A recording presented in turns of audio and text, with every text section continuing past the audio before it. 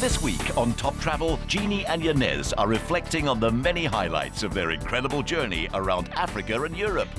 From an adrenaline-fueled anti-rhino poaching mission in Botswana and a bucket list ticking gorilla trek in Rwanda, to traveling via donkey in Santorini and eating their way through Italy. Our duo have seen and done it all. And this is an emotional look at some of the many precious memories they'll treasure forever.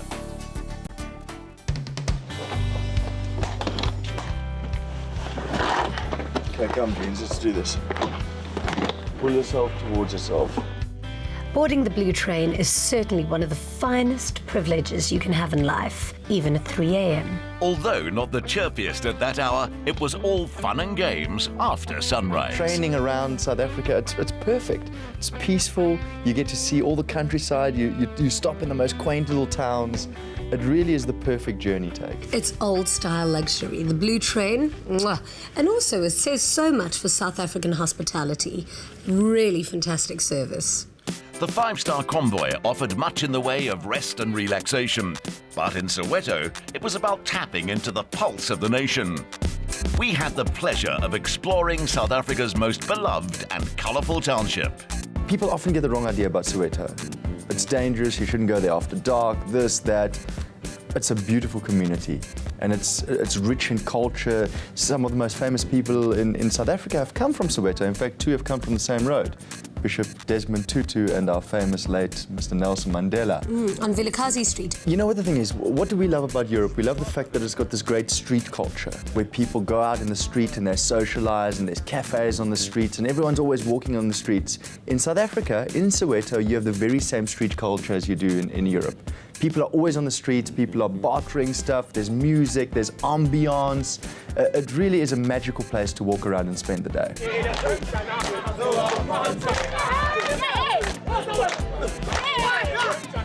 But what I can tell you is leopard print is for all seasons. Yes, thank you for that's a compliment, right? So I look good in my outfit. Definitely. Shaka Zulu for Maren. I will return the compliment because your dancing was smooth. I mean, I didn't know you could move your hips like that. I'm South African. You're like a it's mix. in my blood. You're a mix between Beyonce and Shakira. Thank you. It's a pleasure. Our charismatic presenters never fail to appreciate the joys of their job. But it isn't all smiles and laughter. Sometimes the going gets tough. The greatest satisfaction comes from achievement, especially when that means fighting for a cause. This is the ultimate highlight of my entire life. Our little baby, JJ. Oh, JJ. We named him JJ. Madikwe Hills was just the most phenomenal experience. That whole day, it just happened so quickly and it was so ridiculously emotional, from having to chase the helicopter that was doing the most kamikaze low flying, trying to find the rhino. And I don't think we at any point realized that we were going to be as involved as what we were in the actual tagging. I thought we were tagging along, but we were actually forced to do things like snip the ears, and it was a whole process. What an absolute honor and a privilege that I will be eternally grateful for. You know, with the rhino tagging, we didn't get much preparation. We were literally thrown into the deep end, and no one said you're going to be doing this or you're going to be doing that. It was a case of we tagged the rhino, started dancing, it fell down, and the next minute we were taking blood samples and hair samples, and I was drilling into the horn, and it's almost like instinct takes over. Stop just now. I've got this poor animal's blood on my hands. I cannot believe how people can be so disgusting to kill them or hurt them. I'm actually speechless. It's so sad what's happening with these rhinos, that they actually have to take these drastic measures in order to save them. I'd say, like you said, the rhino tagging, definitely in my top 5 experiences of this season of Top Travel. purely because it was so touching, it was so emotional, and it highlighted such an important cause in this country. There are many ways to travel Africa, and when it comes to venturing off the beaten track, nothing compares to this. Elephants. Oh, I love elephants. Intelligent, sensitive, perceptive. An elephant really is everything. I mean, the fact that when an elephant passes away, they'll go past that site where that elephant died for years to come. They mourn their dead so intensely, almost like humans. It's like humans, I mean. More than humans, even. I guess only in Africa and probably parts of Southeast Asia can you go on an elephant safari. And that is a special thing to do. I mean, it's one of those things you want to tick off your bucket list, going on an elephant safari. While some animals gave us a ride, others took the liberty of, well, reversing the roles.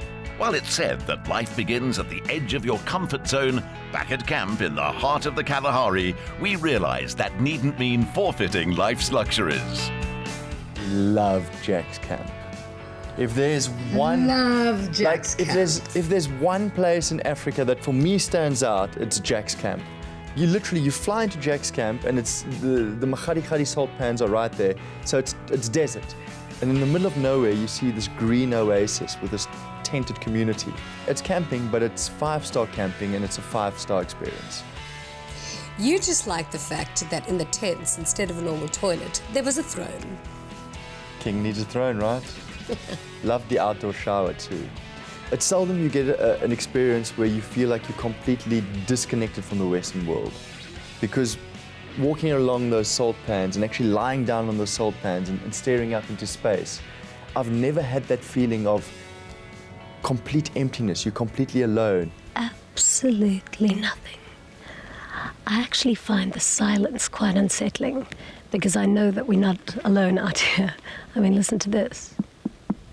Let's talk about contrast here. The 1 minute we're in the Mahari salt pans, skip a couple of days and we're in Rwanda with these huge silverback gorillas. It almost looked like we were going through Vietnam, tropical rainforest, with a machete going through this dense rainforest bush, following these incredible creatures. And for me, the gorillas are something I've always wanted to do. That was, I mean, ticked off the bucket list again. It's a once-in-a-lifetime experience, and we were lucky enough to say, we've been there and we've done that. Words can't describe what we experienced that day. I'm speechless. I don't know what to say. It was amazing. That's the lead alpha. He's so big and he's so strong and he's so stocky. I mean, that's 200 kilograms of pure muscle. I know. Oh, cute, man. Oh.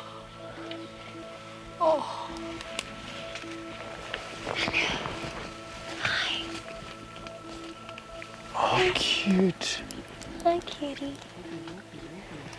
Do you want to come play with me? Cute. Oh, wait, here's the mother. Not so cute.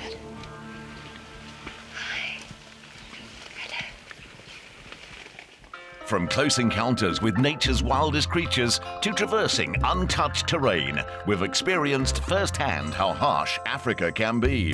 And with the help of experts, we've come out unharmed. But how would we fare on our own? I've always been a nature lover, and I think Jeans is as well, but we've never been experts when it comes to like surviving in nature and all the array of fauna and flora we have in Africa, and that is definitely something that we touched on quite heavily during this travel season. We'd be able to do Survivor after the season, after all the things that Unks taught us, remember, at Quiet River Lodge. And as much as we've eaten so much rubbish in our lives, I didn't think that we would ever really get to eat. And on a very hot day and in a survival situation and there's no water, you can always find elephant dung. Okay, if you find elephant dung and it's fresh enough, and actually you squeeze it a little bit and the water comes out of it like that, you can actually squeeze that straight into your mouth and you can drink it. Basically, you can survive from elephant dung, Just hold it right there. No. Hold it. No, don't do it. Please don't do it. I have a dare for you, Judy. Please don't do it. Please, no. Please, no. I'm on my knees begging you. Please, no. You know what? I thought, what's the worst that can happen? Let's do it. So I took the dung, and with all my power, I squeezed it as hard as I can, except it doesn't come out like a pipe. it just sprayed all over my face with about a shot glass going into my mouth. When we return, our twosome chat planes, trains and automobiles while reflecting on their European adventures, some of which proved a little too extreme for Yanez. Globetrotting and exotic dining go hand in hand, and pushing your limits provides ample fodder for jaw-dropping travel tales that never tire. The same goes for getting around, and that too delivers a good dose of excitement. So the show's called Top Travel. Travel means you're moving from one place to the next. Our modes of transport were the train. First an aeroplane, then a train. Orient Express was the first one. That was fantastic. A boat. Boats, ships, you name it. Cruise liners through Scandinavia, cruise liners through the Mediterranean, cruise liners through the Dalmatian coast. The monorail through Cinque Terre. Now that was hysterical. You're basically going backwards through vineyards on this little homemade contraption. Yeah, which they used to transport grapes, so... It's not roadworthy. Helicopters in Monaco, only way to do it. Ferraris in Monaco, another great way of getting around. Bicycles, mopeds. And many, many, many small African planes that scared the living daylights out of both of us. True to Africa's charming imperfections, the balloon did have a small hole, but it was smooth sailing from takeoff till touchdown, and by far our most graceful mode of transport. There are, of course, safer means to travel, and we found the best of them over 6,000 kilometers north. We started our European adventures off in Venice, which iconically is one of the most beautiful cities in the world. Jeannie had never been there. And what more could you do than leave Venice on the most classic train journey of all time through to London, which is another, international city of note. And that journey it's been so romanticized and so showcased in blockbuster movies, James Bond. There's been books written about it. Yanez said that he was going to read Murder on the Orient Express while we were on the Orient Express for all of one day on the Venice Simplon, because you basically just go from Venice to London. It only takes a day. You only sleep over for one night? One night. One night. He thought he was going to read a book in one night. He read about half a page. Was so intrigued. Was like, I'm going to get this book. I'm really going to read it. How much have you read now that the season's over? I finished the book on the rest of the trip. That is a lie. It's not. It's not. Ask me how it ends. How does it end? Don't ask me that question. Arriving in Italy, where classic tradition collides with modern culture, we traced the lines of time back through centuries and met people positively bursting with energy. Once the ancient world's greatest empire, today it's an eclectic feast of a country. Oh, that was amazing. When the moon hits your eyes like a big pizza pie, that's amore. Ding-a-ling, ding-a-ling-a-ling, ding-a-ling-a-ling. It's amore. That was so much fun. I tell you now, that was also fantastic pizza. I can't believe I made it, and I genuinely made it. How long did it take you to make one? 50 seconds. 50 seconds to make one pizza. That's it. You just put it in and pull it out, and el presto, it's ready. The best pizza ever. I'll never forget that image of you arriving on your little pizza delivery bike with your very own pizza. That was cute. High five for that That's one. cute, thank you. Margarita at its best. Well done. I'm proud of you. What culinary splendors are to Italy, Olympic sports are to Greece. But when 588 steps stand between you and the finish line, it's wise to leave the legwork to those better equipped. The Santorini donkeys. Now that was fun. Quite a pleasant experience if you're a girl, because it's really fun and you don't have to climb all those stairs on your own. The donkey assists you with that. For guys, not such a pleasant experience. My highlight? You losing your flip-flop on the way up. They're making it up just hundreds and hundreds of stairs. Whoa! My shoe! My shoe! Get my shoe! You've lost the flip-flop, and The donkey ain't stopping. It doesn't understand English. I'm sorry. Bye-bye, flip-flop. When traveling with your partner, it's always pertinent to make sure that you're aware of your roles. Who's the boy and who's the girl? In our case, I'm the man, and he's the screamer. Where have I screamed? Like, where were my worst screams? It all started off in... Oh, wow, there were so many. Let's go through Zambia first.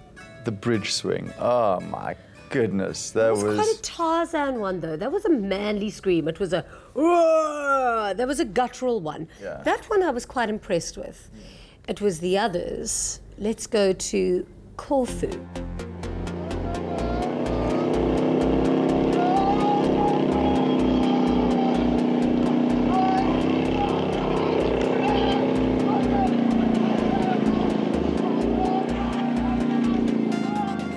Do you know that when we got off that boat, there were beachgoers all standing up who had left their towels to come and stand and were shocked because they couldn't believe what they'd heard.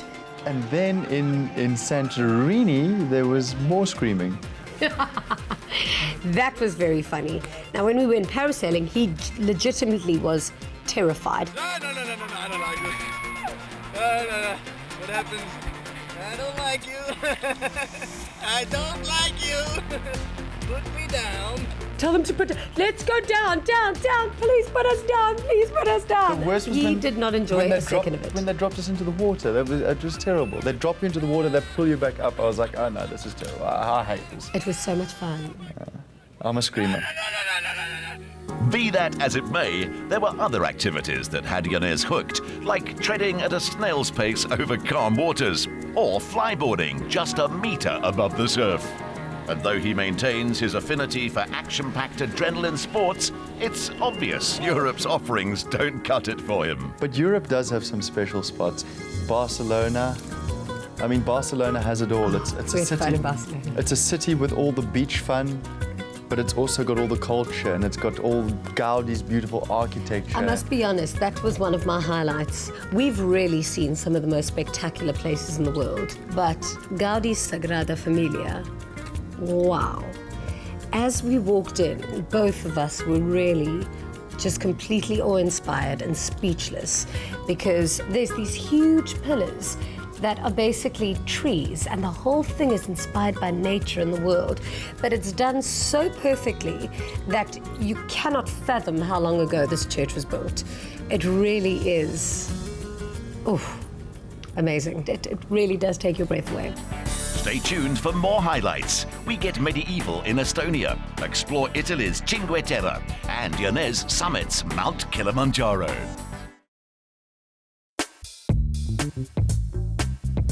From sandal fitting at the hands of a famed poet to personal pampering at a thermal bathing spa, our presenters get more VIP treatment than they could have asked for. And naturally, Jeannie claimed the spotlight. That is, when she was there. What are you? I'm making the pizza. You're making the I'm pizza. making the I do pizza. not believe in you. It's so good. You've got to taste it. You can basically say your highlight was just traveling with me. Yes, although some of it was without you. Remember, you left me alone for like 3 weeks. Naughty girl. And while you were gone, remember that girl in Estonia? Yanez's top moment was a woman. Apparently the most beautiful woman of all the lands. In Tallinn, Estonia. But if you're looking at purely historical medieval cities, there is a place called Tallinn, which is the capital of Estonia, which is just, it's a postcard. I can't even start to describe what it looks like, but it's so authentic. All the buildings are still intact. It hasn't been destroyed by First and Second World Wars, and it's a perfect little place. It's tiny, and it's still got this old wall running around the entire city, which is also intact. And then the experiences are you have these authentic markets selling medieval products and handcrafted goods, restaurants selling the best of medieval foods. My biggest surprise, and something I wasn't expecting, was the beauty of Tallinn, Estonia.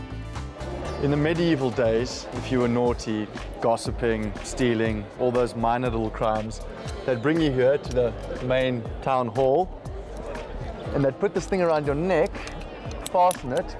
And I can imagine back in those days, the men were a lot shorter than I am right now, so they'd probably be hanging from here, from their necks like this, hardly being able to speak.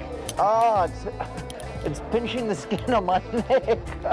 Help me, dude, come on. No, hey, don't go away. Charles. For me, the perfect holiday destination moment for Europe would have been the Cinque Terre. And you'll agree with me. Love the Cinque Terre. That was my best food moment. Was that your best food moment? I think Italy really, the food, outstanding. Remember we bought all of that Parma ham. Oh, and we ate ate so much Parma ham, we were basically oinking by the end of the day. We also jumped off that rock. I mean, you didn't really jump off it, but how turquoise was that ocean when we went fishing? Remember fishing with those crazy fishermen? It was such a top moment. I'd never caught a fish before in my whole life, and I caught a fish in the middle of the Med. The number one highlight, by far, for me, was. I watched it and I cried. Yeah. I cried because it was. You know what? You screamed a lot. Yeah. And you've screamed a lot through any season that I've worked with you. But this was the first time I really heard you cry. It was you had me in tears. It was the first time it's the first time I ever cried on camera, and it really came from the heart. When we got to the top of Kilimanjaro, and we had gone through a night that I don't really want to remember, and we'd gone through 5 days of climbing with these amazing Tanzanian guides who just became like your brothers and your family. When you get to the top, you're so overwhelmed by the emotion, and you've realized that these people are like brothers to you. You don't care if someone's from here or someone's from there. You've suffered the same. You've climbed up and down this mountain. You've gone through this night where you thought you weren't going to make it, and when you get to the top, you're just overcome by emotion. This has been a roller coaster of ups and downs. My sound guy said it best. Last night was the worst night he's ever had. Today is the best day we've ever had. It's climbing Achilles. It's not a physical thing. It's purely mental. And thanks to God's will, we all managed to make it to the top. It's an experience of a lifetime. I'm never going to forget this. I'll never forget that. I'll never forget those people. And I'll never forget phoning my son from the top of the mountain. Hello, Matisse. I made it to the top of Kilimanjaro. All the time, I was thinking about you. I promise you, I was thinking about you all the time. I love you, eh? No matter how glamorous trekking the globe may be, it goes without saying that spending months away from home comes with a fair share of sacrifice. No one knows this better than Yanez, but as he and Jeannie will tell you, it's all been worth it. Guys, what's happening? Jeans, help me, baby. I've got stories that I'm going to keep with me for the rest of my life, and that I'm going to be able to tell to my children and my grandchildren. And I did it all the way through with one of my best friends. Yanez and I even said what'll be so amazing about this is that one day we'll have our own, families and grandchildren, and we'll still be telling them these stories about, my crazy friend Yanez. Well, this is what we did one time in our lives, and I look forward to that. Confucius said, "Wherever you go with all your heart." And wherever we've traveled, we've gone wearing ours on our sleeve. We've returned as changed people and even prouder South Africans. We wish to extend our biggest thanks to you for allowing us to share the most unforgettable moments of our adventures. We couldn't have done it without you.